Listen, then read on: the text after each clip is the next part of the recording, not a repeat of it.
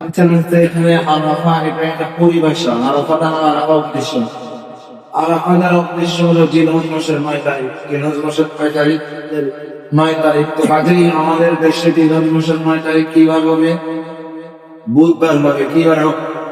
বুধবার হবে। কাজেই আমাদের জন্য আরাফা রোজা কি বারে? বুধবারে। হ্যাঁ, যদি 9টা রোজা তাহলে মেহনতে রাখতে পারি লাভ সওয়াব বেশি, লস নাই। তবে আরাফা দিনের রোজা হলো কি বার? বুধবার। এবার যাই হোক, মুহতারাম হাজিরিন, এখন আমাদের সামনে গুরুত্বপূর্ণ কয়েকটি ইবাদত আমাদের সামনে আছে। গুরুত্বপূর্ণ কয়েকটি ইবাদতের মৌসুম আমাদের মাঝে চলমান চলছে।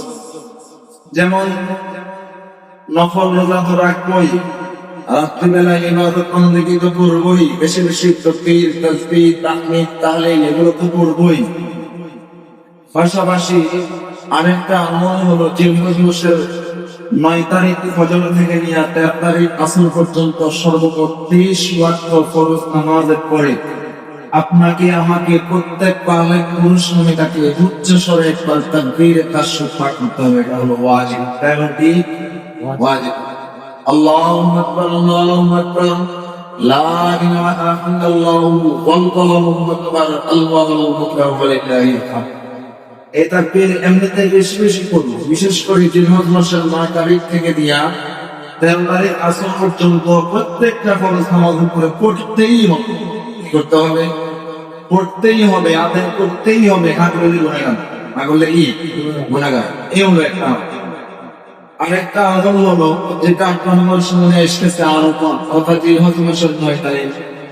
হাদিসের ভিতরে এসেছে আল্লাহর নবী বলেন, মান সাওয়া ইয়াউমা আরাফা লা তাসিবু আলাল্লাহি আন ইউকাফিরা সালাতাল্লাহি ক্বাবলা ওয়াল্লাতি বা'দা।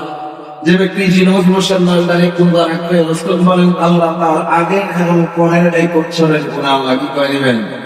মাফ করে নেবেন। সুবহানাল্লাহ, কত বড় পুণ্য! এই যে রোজাটা রাখার চেষ্টা করবো, যদি পারি 9টা সবগুলো রাখবো, যদি না পারি অন্তত 8 দিন একটা রোজা 9 তারিখ একটা রাখা কি করবো?